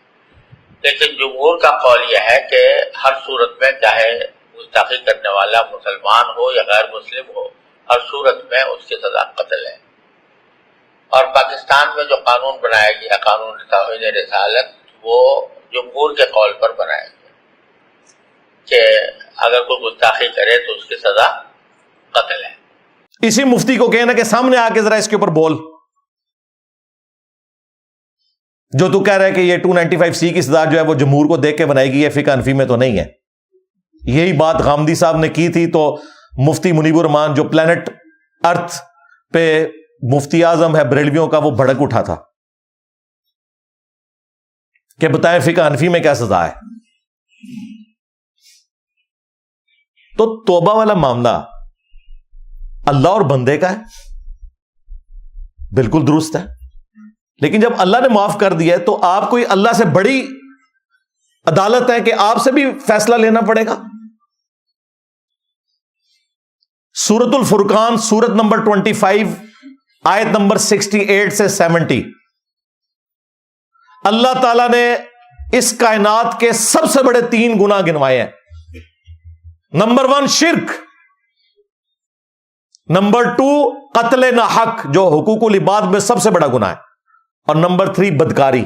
اور اس کے بعد کہا کہ جو ان سے بھی توبہ کر لے ہم نہ صرف اس کے گناہوں کو معاف کریں گے بلکہ گناہوں کو نیکیوں سے بدل دیں گے. اللہ اکبر کبیرا والحمد للہ کثیرا وسبحان اللہ بکرۃ واصیلا. مجھے بتائیں کہ اللہ کی گستاخی بڑی ہے یا رسول اللہ کی گستاخی بڑی ہے؟ اللہ کی. شرک تو اللہ کی گستاخی ہے نا. اللہ کی گستاخی شرک کی شکل میں اللہ کو گالی دینا ہے. سورہ مریم میں آیا قریب ہے آسمان پھٹ پڑے، زمین شک ہو جائے اور پہاڑ ریزہ ریزہ ہو جائیں.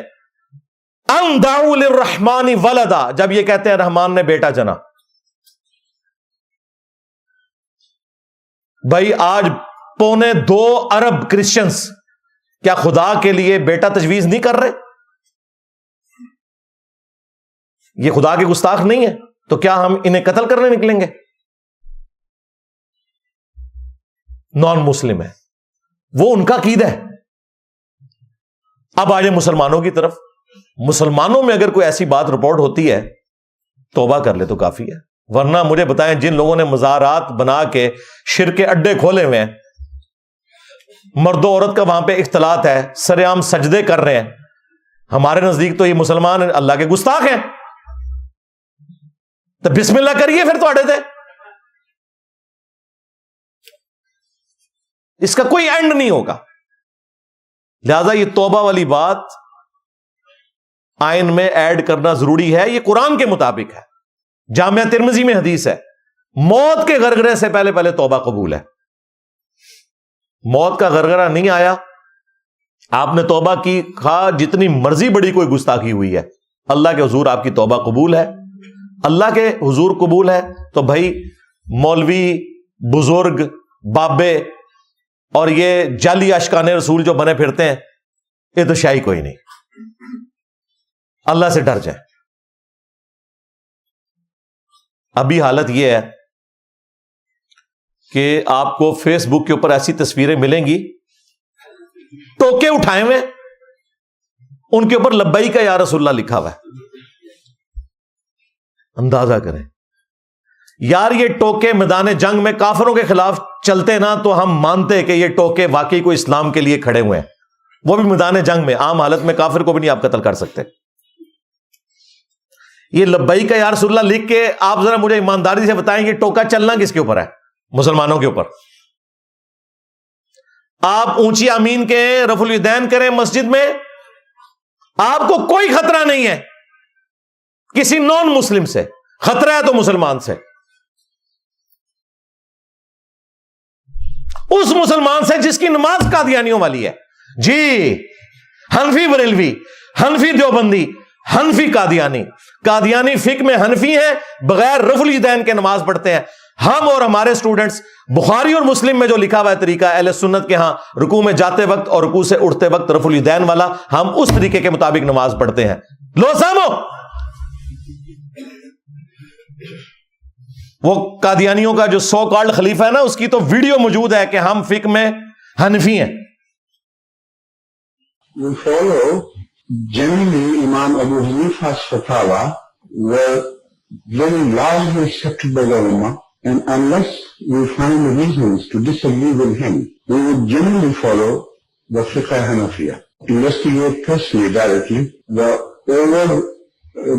overbearing principle should be that you follow Hazrat Imam Abu Hanifa. This is the entire attitude of Jamaat Ahmadiyya.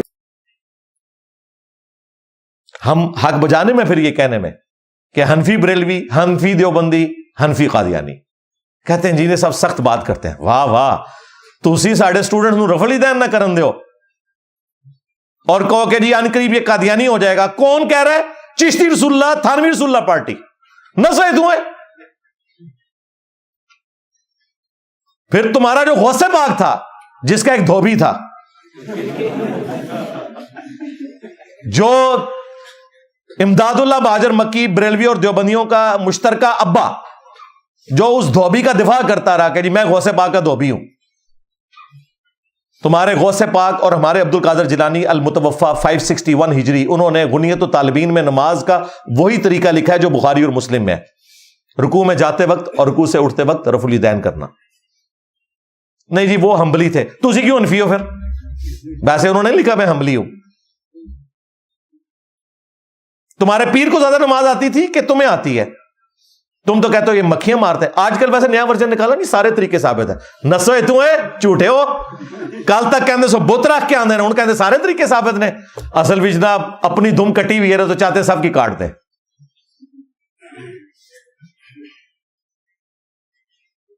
کو ایگزسٹ کرنا چاہتے ہیں. کھورا اپنے گھر نکلا ہے. جن کی نماز قادیانیوں والی ہے ان کو کیا حق پہنچتا ہے کہ وہ ٹوکوں کے اوپر لبیک یا رسول اللہ لکھ کے تو مسلمانوں پہ چڑھ دوڑیں؟ اب مجھے بتائیں کوئی نان مسلم یہ دیکھے پوسٹر تو وہ اسلام قبول کرے گا؟ آپ اسے لاکھ بتاتے رہے وما ارسلناک الا رحمۃ للعالمین, وہ کہے گا ٹوکے ہوتے تو نہیں لکھیا. چھوٹے چھوٹے بچے اسکول کے, کالجز کے, ان کے ٹیچرز نمک حرام ٹیچرز, گورنمنٹ نے اس کام کے لیے انہیں نہیں رکھا تھا, چھوٹے چھوٹے بچوں کو نعرے لگوا رہے ہیں گستاخ رسول کی ایک ہی سزا, سرطن سے جدا, سرطن سے جدا. سرکار دو عالم صلی اللہ علیہ وسلم نے ارشاد فرمایا قیامت تک جو بندہ بھی نبی کے بارے میں بات کرے, کسی بھی نبی کے بارے میں بات کرے, اس کو کاٹ کے رکھے. یہ سرکار نے فرمایا. نعرہ سنا ہوگا گستاخ نبی کی ایک سزا, سرطن سے جدا, سرطن سے جدا. لہجہ اپنے اندر رکھو کہ جڑا بندہ بھی سرکار کے بارے گل کرے گا, سرکار دو عالم صلی اللہ علیہ وسلم کے بارے گل کرے گا, تو ان کا ایک ہی حال ہے کہ حال من سب نبی فقتلوہ. ہر بچہ اسلام میں یاد کرے حدیث مبارک ہے, سرکار کی حدیث سے کہ من سب نبی فقتلوہ, من سب نبی اسی کہنا فقتلوہ, من سب نبی من سب نبی. اندر ادھر کھڑے ہو جاؤ. बताओ क्या तुम जालिमों के जुल्म से डर गए हो? नहीं, तो तुम क्या कर सकते हो? हम अपने नबी की इज्जत के लिए मर भी सकते हैं और गुस्ताख रसूल को मार भी सकते हैं। मन सब्बा नबियन सब्बा नबियन गुस्ताख नबी की एक सजा, गुस्ताख नबी की एक सजा। माशाल्लाह, ये मेरे गांव के बच्चों का जज्बा है। आज हम इसके पास पहुंचे हैं और हमने इससे बात करने की कोशिश की है। अस्सलाम वालेकुम। वालेकुम अस्सलाम। क्या नाम है आपका? मोहम्मद अबू बकर। कब से मौजूद हो धरने के अंदर? हफ्ता हो गया। हाँ जी। मनसब्बा नबीयन फक्तलूहा का मतलब मेरे आका ने फरमाया क़यामत तक जिन्हें मेरे बारे च बात करे उसको काट के रख दो। फक्तलू देन जावे किससे गुस्ताख नू रात तक नींद ना आवे। गुस्ताख नबी की एक सदा, गुस्ताख नबी की एक सदा।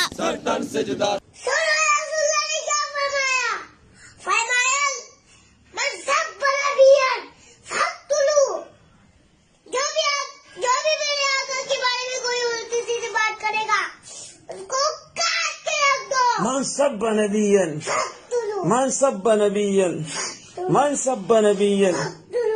اور گستاخ رسول پتا ہے کون؟ دوسرے فرقے والا. اور ان کے نزدیک یہ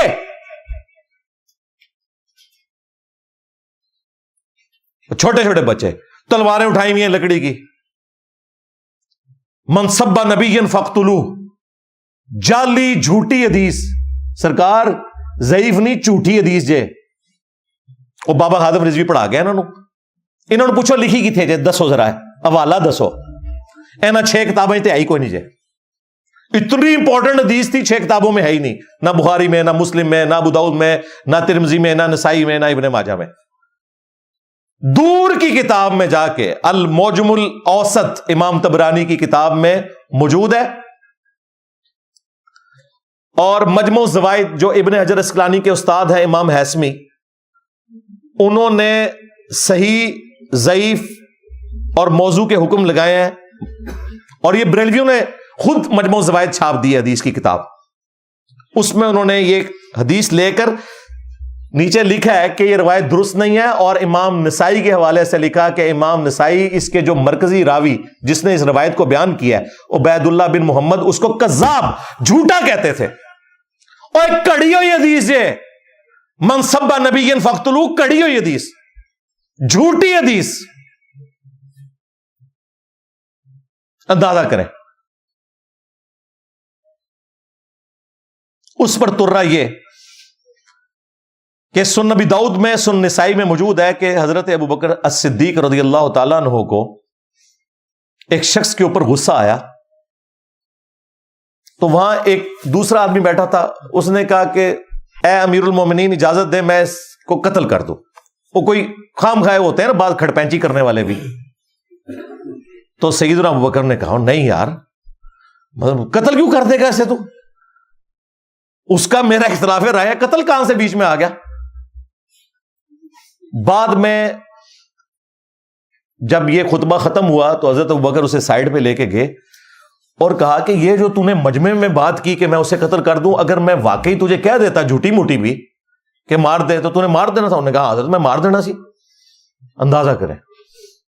تو پھر سیدنا ابو بکر نے اسے ڈانٹا. انہوں نے کہا کہ رسول اللہ صلی اللہ علیہ وآلہ وسلم کے بعد کسی کے لیے یہ شایع نہیں ہے کہ وہ کسی کو قتل کروائے.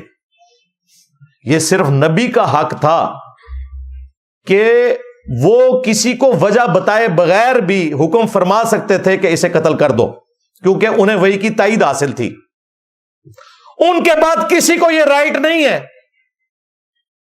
کہ اسے قتل کیا جائے، خواہ وہ حضرت ابو بکر کے ساتھ بھی کوئی مسئلہ رکھتا ہو. یہ خود حضرت ابو بکر کہہ رہے ہیں. اب مجھے بتائیں یہ جو جعلی اشکان صحابہ بنے ہوئے ہیں ان سے ذرا پوچھیں. حضرت ابو بکر تو خود کہہ رہے ہیں کہ گستاخ کو قتل نہیں کرنا، وہ میرا گستاخ ہو میرے سامنے بیٹھا ہو. تم 1400 سال بعد جو ہے وہ سعودیہ کی فنڈنگ کے اوپر یہ تماشا لگا کے یہاں بیٹھے ہوئے ہو ٹوائلٹس میں شیعہ کافر لکھ کے. اس حدیث کے ساتھ ہی امام ابو داؤد نے اپنے استاد احمد بن حنبل کے کامنٹس لکھے ہیں کہ احمد بن حنبل کہتے ہیں کہ 3 وجوہات کی بنا پہ ہی کسی کو قتل کیا جا سکتا ہے. نمبر 1، کوئی شخص مرتد ہو جائے, اسلام چھوڑ جائے. نمبر 2, شادی شدہ زانی, یعنی وہ بدکاری کر بیٹھا ہے. اور نمبر 3, قتل کے بدلے قتل, یعنی اگر کسی نے ناحق کسی کو قتل کیا اس کے بدلے میں اسے قتل کیا جائے گا. ان کا بس یہ 3 وجوہات ہیں, ان کی بنا پہ آپ قتل کر سکتے ہیں, چوتھی کوئی وجہ نہیں ہے. اور پھر عامر بن حنبل نے ساتھ کہا کہ حضرت ابوبکر کے قول کا مقصد یہی تھا کہ صرف نبی علیہ السلام حکم دے سکتے ہیں ان 3 وجوہات کو چھوڑ کر بھی کسی کے حق میں کہ اسے قتل کر دیا جائے. باقی عام مسلمان خواہ وہ حضرت ابوبکر ہی کیوں نہ ہو 3 موقعوں کے علاوہ کسی کے لیے قتل کا حکم نہیں کر سکتے. اب مجھے بتائیں, انہوں نے جو گستاخ رسول کی سزا نکالی ہے, وہ جو آڈیو لیک ہوئی تھی مفتی تقی عثمانی صاحب کی, وہ بالکل ٹھیک ہوئی تھی. اسی ابو داؤد اور نسائی کے اندر وہ حدیث ہے جو یہ لیے پھرتے ہیں جی 4 لوگوں کو غلاف کعبہ میں بھی پاؤ تو قتل کر دو. وہ 4 لوگوں کو قتل کرنے کا حکم کس نے دیا تھا؟ نبی صلی اللہ علیہ وسلم نے. اور وہ عذاب استحصال کا حصہ تھا جو نبی کا انکار کرنے کے اوپر آتا ہے. وہ یہ نہیں ہے کہ دیوبندی ہے تو قتل کر دو, بریلوی ہے تو چھوڑ دو. ان کے تو قتل کا معیار یہی ہے نا, وہ تو چیز ہی کچھ اور تھی. حدیثیں اٹھاتے ہیں, اس میں خود سے رنگ بھرتے ہیں اور زڑ نکالتے ہیں. اور جی بخاری مسلم میں حدیث ہے, کعب بن اشرف کو قتل کروایا تھا نبی علیہ السلام نے. جی کعب بن اشرف وہ یہودی تھا جو مسلسل مسلمانوں کے ساتھ ظلم کر رہا تھا, اور مسلمانوں کی اور یہودیوں کی ایک کولڈ وار جاری تھی, اس میں ان کے سرغنہ کو نبی علیہ السلام نے قتل کروایا. نہیں, وہ گستاخ رسول تھا, اور گستاخ رسول تو سارے یہودی تھے. عبداللہ ابن ابی رئیس المنافقین, اندر سے یہودی اوپر سے مسلمان, کیا وہ گستاخ رسول نہیں تھا؟ اسے کیوں نہیں قتل کروایا اللہ کے نبی نے؟ لو سامو, الٹا بخاری مسلم میں آتا ہے جنازہ خود پڑھایا, لعاب دہن ڈالا, کرتا مبارک کفن کے لیے دیا. پھر اللہ تعالیٰ نے آیات نازل کی. اللہ تعالیٰ پہلے بھی کر سکتا تھا کہ آپ ان کے لیے 70 دفعہ بھی مغفرت کریں, ہم ان کی توبہ قبول نہیں کریں گے. آندہ آپ نے کسی منافق کی قبر پہ کھڑے نہیں ہونا, نہ اس کے لیے دعا کرنی ہے. لیکن نبی علیہ السلام کی زندگی میں اس کی تکلیف کی وجہ سے تمام صحابہ کو پتہ چل گیا تھا یہ منافق ہے. بخاری میں آتا ہے حضرت عمر نے کئی دفعہ اجازت مانگی کہ یا رسول اللہ اجازت دیں, اس کا گلا کاٹ دوں میں. آپ نے فرمایا چھوڑ دو, لوگ کہیں گے یہ اپنے ساتھیوں کو قتل کرواتا ہے. اس سے بڑا تو کوئی گستاخ رسول نہیں تھا نا. تو دقت نظر سے چیزوں کو دیکھا جاتا ہے بھائی, اس طرح نہیں ہوتا. بخاری مسلم دونوں میں موجود ہے, ایک بدری صحابی تھا ابن ابی بلتا, اس نے نبی علیہ السلام کی مخبری کر دی, مشرکین عرب کو بتایا کہ عنقریب نبی علیہ السلام مکے پر چڑھائی کرنے والے ہیں, تو یہ جو میں نے حضور کا راز لیک کیا ہے نا, اس کے بدلے میں تم نے میری جو وہاں پہ جائیداد ہے, ایسٹس ہیں, ان کو نقصان نہیں پہنچانا. اللہ تعالیٰ نے وحی کے ذریعے بتا دیا. نبی علیہ السلام نے مولا علی کو بھیجا اور کہا کہ فلاں قافلے میں ایک عورت ہے, اس کے پاس وہ خط موجود ہے, وہ اہل مکہ تک نہیں پہنچنا چاہیے. مولا علی پیچھے پہنچ گئے, اس عورت کو پکڑ لیا, تلاشی دلوائی گئی, خط نہیں نکل رہا. سیدنا علی نے کہا کہ مجھے تیرے کپڑے بھی اتروانے پڑے نا, اترواؤں گا, تیرے پاس وہ خط ہے, کیونکہ جس شخص نے مجھے تیری طرف بھیجا ہے نہ وہ جھوٹا ہے اور نہ وہ ہستی جھوٹی ہے جس نے اسے خبر دی ہے, یعنی اللہ اور اس کا رسول جھوٹا نہیں ہو سکتے. پھر اس نے اپنا جوڑا کھولا, اس میں سے وہ خط نکالا. اب وہ خط نبی علیہ السلام کی بارگاہ میں پہنچا. بخاری مسلم کے الفاظ ہیں, حضرت عمر نے کہا یا رسول اللہ اجازت دیں, اس کا گلا کاٹ دوں میں. جس نے نبی کے ساتھ غداری کی, بالکل صحیح فیصلہ کیا حضرت عمر نے. لیکن حضرت عمر کا تعلق ٹی ایل پی سے نہیں تھا, اجازت لی.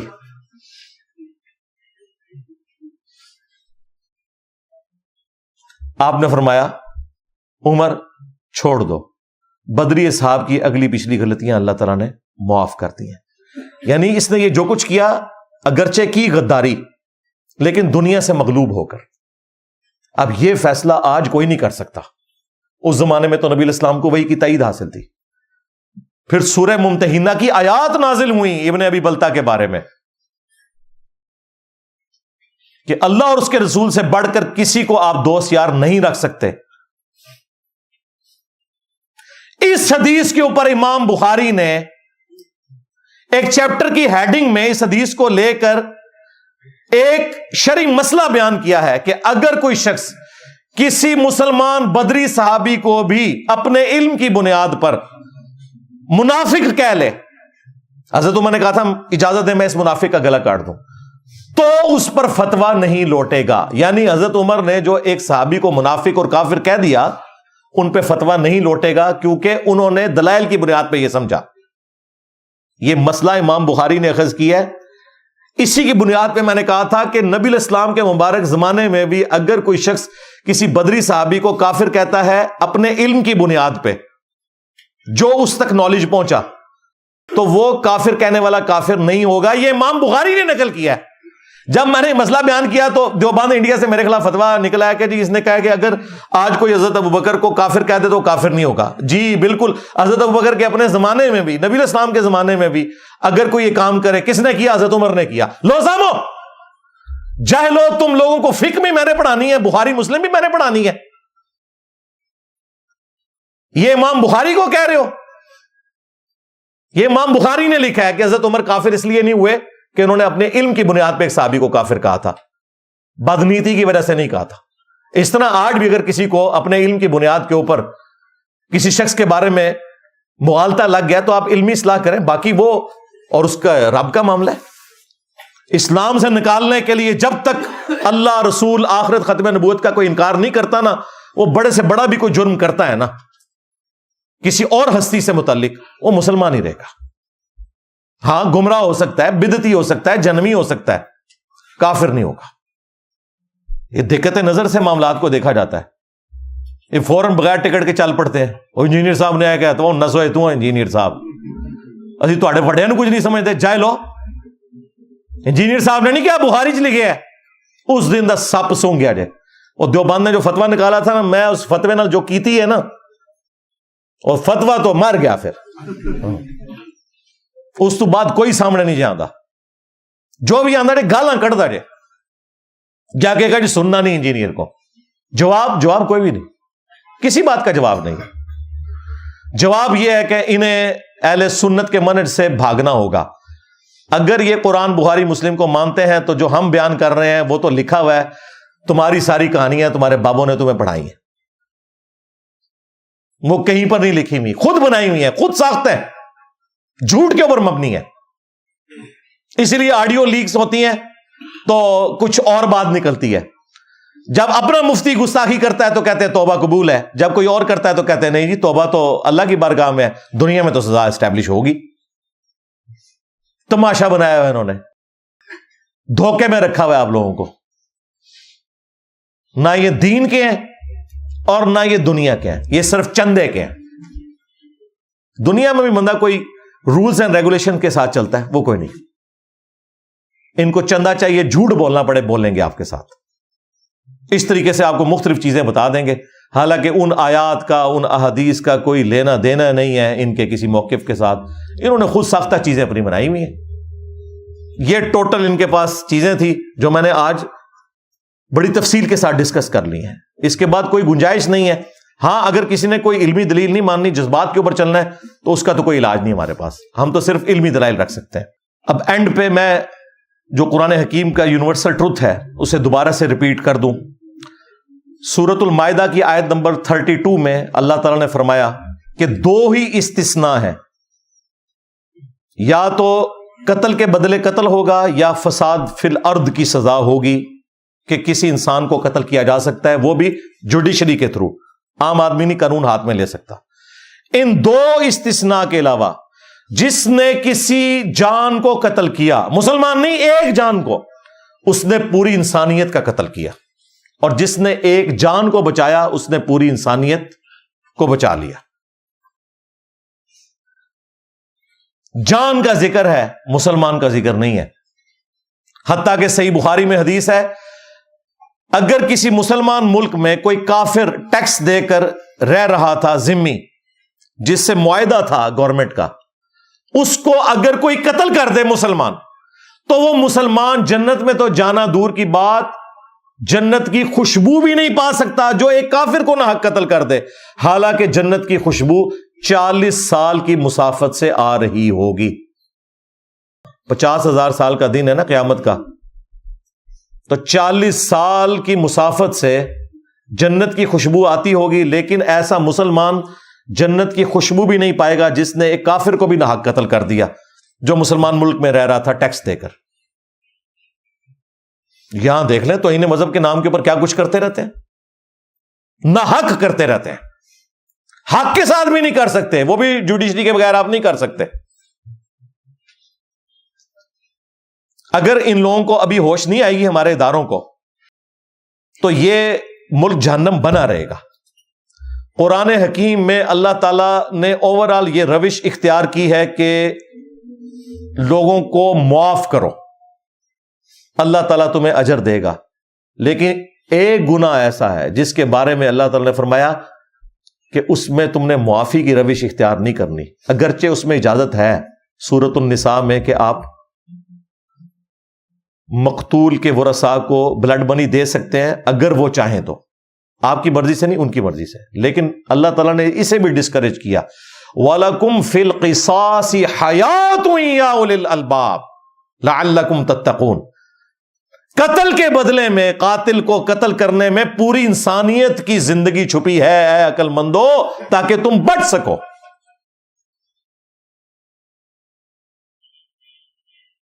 یہ ممتاز قادری ٹانگا گیا تھا تو سکون ہوا ہے, ورنہ ہر کوئی ممتاز قادری, جتنے بے روزگار بچوں کے ماں باپ ہیں نا, ان کی خواہش ہوتی کہ یہ بھی ممتاز قادری بنے اور میں بھی مزار بنا کے یاشی کراں, چندے پہ کٹھے کرتا جائے ان تک کو اے بازار شروع ہو جانا سی. بخاری اور مسلم دونوں میں حدیث ہے, قیامت کے دن سب سے پہلے قتل کے مقدمے کا فیصلہ ہوگا. سب سے پہلے فیصلہ قتل کا ہونا ہے. جامعہ ترمذی میں اور سنن ابن ماجہ میں حدیث ہے, اللہ تعالی کے نزدیک ایک مؤمن کا قتل اس سے بڑھ کر ہے کہ کوئی پوری دنیا کو تباہ و برباد کر دے. پوری دنیا میں ساری خانقاہیں, ساری مساجد, ساری بابرکت جگہ, ساری حرمت والی جگہ آتی ہیں, یہ ساری برباد کوئی کر دینا یہ چھوٹا گناہ ہے. ایک مؤمن کا قتل اس سے بڑا گناہ ہے.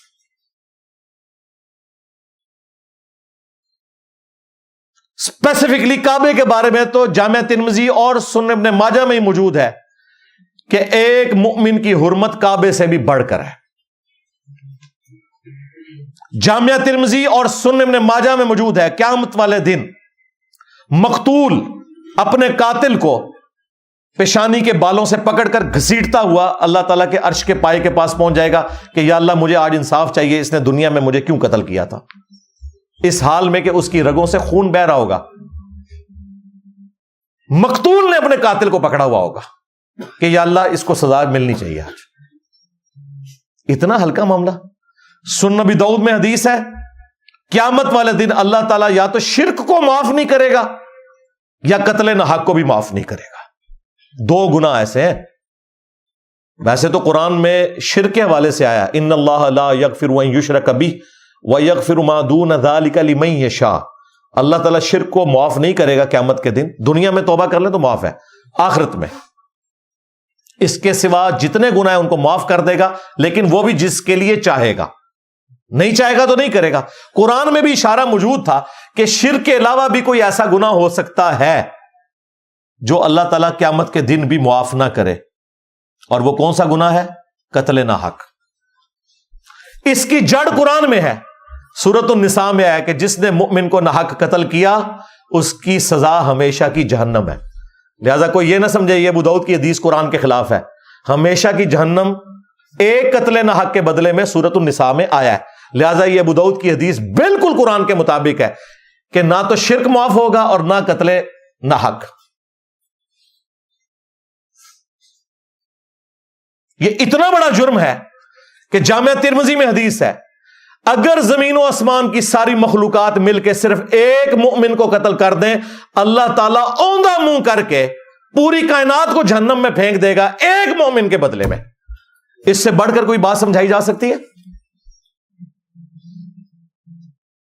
اس روایت کی سند میں کلام ہے, کچھ محدثین اسے صحیح کہتے ہیں کچھ ضعیف, لیکن یہ حدیث بالکل متن کے اعتبار سے درست ہے کیونکہ اس سے سپورٹو بخاری کی وہ حدیث ہے کہ سیدنا عمر کے دور خلافت میں ایک شخص کو ناحق قتل کیا گیا، اس کے بدلے میں حضرت عمر نے 7 بندوں کو قتل کروایا جو اس کے قتل میں شریک تھے، اور پھر فرمایا کہ اگر یہ پورا گاؤں بھی اس قتل میں شریک ہوتا میں سب کو قتل کروا دیتا ایک مومن کے قتل ناحق کے بدلے میں۔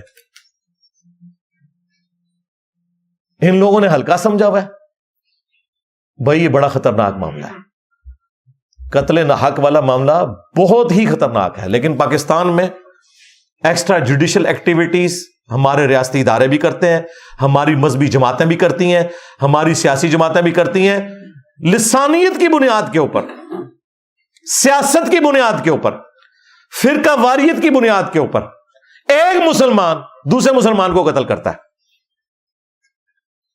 اور وہ قتل کر کے سمجھتا ہے کہ میری جنت پکی۔ آج تک کسی نے لبیک یا رسول اللہ کہہ کے اپنے موٹر بائک میں کبھی تیلی لگا کے اسے نہیں آگ لگائی، لوگوں کی گاڑیوں کو جلاتے ہیں، لوگوں کی املاک کو نقصان پہنچاتے ہیں اور نعرہ لگا رہے ہیں لبیک یا رسول اللہ۔